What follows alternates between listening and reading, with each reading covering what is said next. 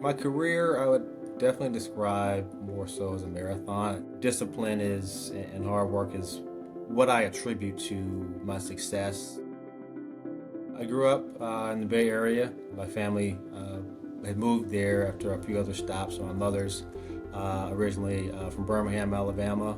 Very proud from the South. My father was a military kid, but was born and spent the most time in Chicago.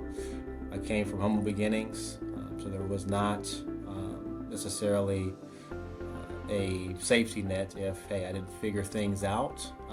But I was fortunate enough to come from a family that gave everything to allow me the option and the path to even get to a place like HBS.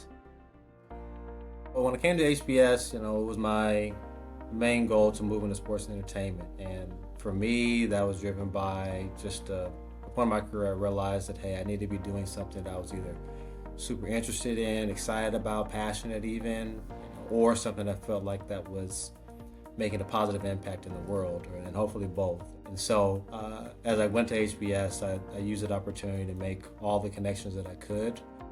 I came in, looking for a career coach that could help give me objective advice, that would be a good listener, could help pull threads into all the things that I was thinking about, and then also career coach or career coaches that had some experience within the industry.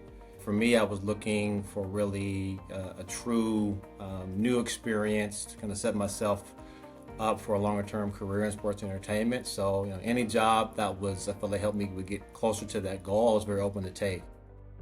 As far as what motivates and drives me, I think for me at this point, it's really making my family proud. For about a decade, my mother was sick and her condition got progressively worse, and that really came to a head a few years ago when she had a stroke.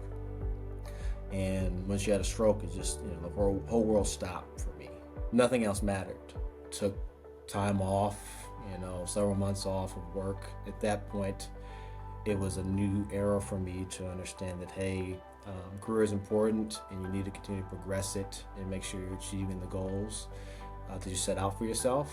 But at the same time, you have a life outside of it, not getting so wrapped up into it, into the status, or the access to whatever it brings, and having other things that drive purpose and some type of fulfillment in your life.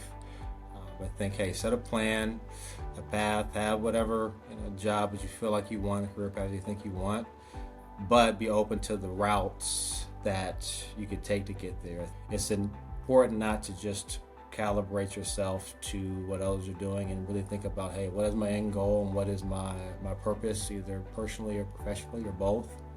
Because at the end of the day, when you're 70, 80 years old, that's the time where you're going to look up and then try to understand, hey, what did I accomplish in this life? And if the only thing that you can say is that you help this business unit increase profitability from this to this and that year, that's not something that you want, to really brag about.